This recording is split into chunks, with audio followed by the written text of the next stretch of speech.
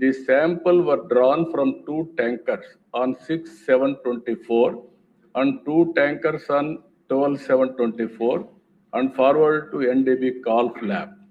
TTD received the NDB Golf test reports on 16/7/24 and 23/7/24 respectively, which shows ghee adulteration with vegetable and animal fat.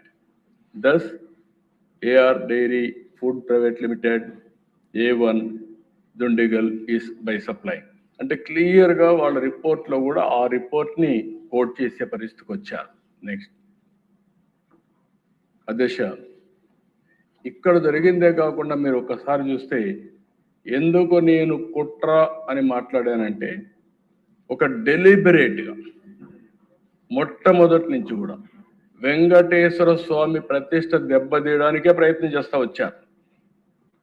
ఇది కల్తీ లడ్డు ఒక విషయం, కెమికల్తో తయారు చేసిన ఘీ ఒక విషయం. ఇక్కడ మీరు చూస్తే అన్యమత ప్రచారం.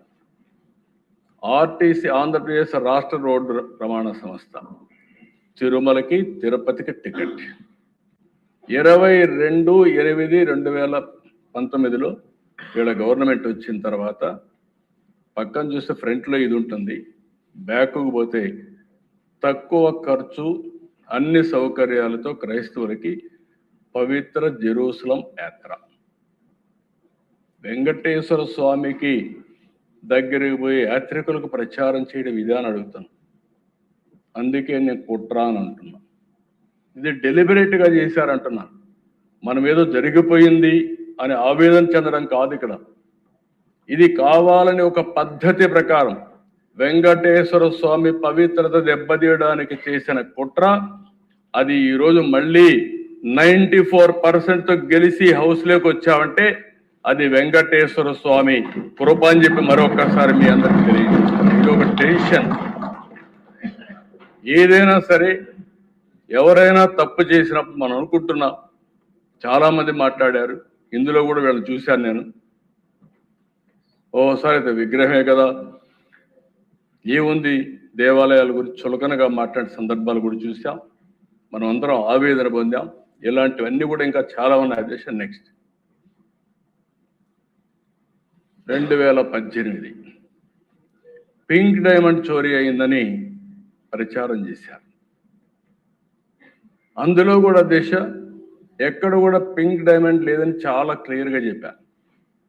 ఆ రోజు కావాలని అప్రతిష్ట పాలు చేయాలని ఆ పింక్ డైమండ్ మా ఇంట్లో ఉందని చెప్పి ప్రచారం చేస్తే అదే ఇప్పుడు కొంతమంది మెంబర్లు ఆ రోజే చంద్రమోహన్ రెడ్డి గారు చెప్పినట్టు ఆ రోజే పట్టుకొచ్చుంటే ఇచ్చిన వాళ్ళని చాలా కరెక్ట్గా ఉంటుందని స్టేట్మెంట్ ఇచ్చిన వాళ్ళందరినీ మీరు చూస్తే అధ్యక్ష ఆ మాట చెప్తే మనం డెమోక్రటిక్గా పోవాలని దీనిపైన పరువు నష్టం దావా వేసాం. 100 కోట్లకి వేసాం. గవర్నమెంట్ వస్తానే కేసు విత్డ్రా చేసుకుంటే మళ్ళీ ప్రైవేట్గా ఇంప్లీడ్ అయ్యాం. ఇంప్లీడ్ అయ్యి దాని మీద ఫైట్ చేస్తున్నాం.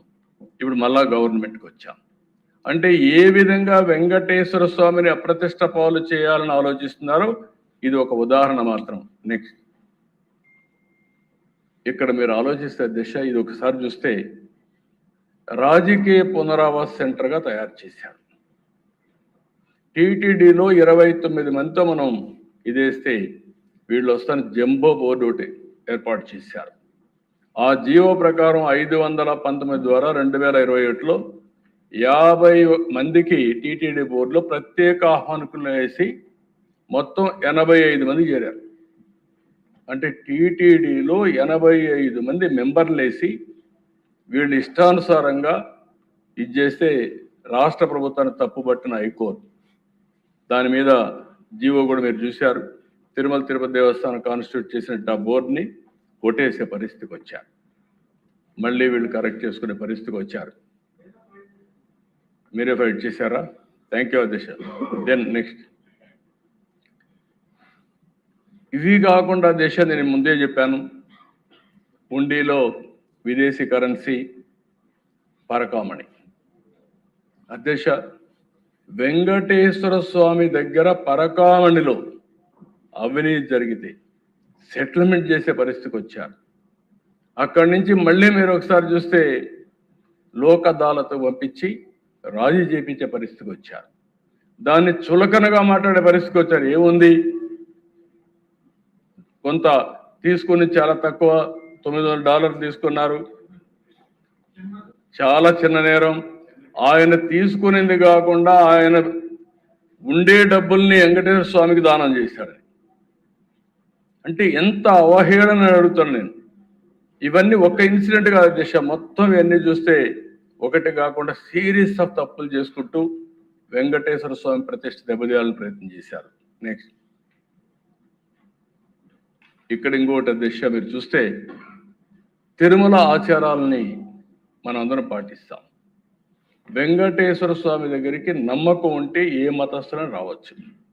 నేను అందుకే చాలాసార్లు చెప్పాను, ప్రార్థన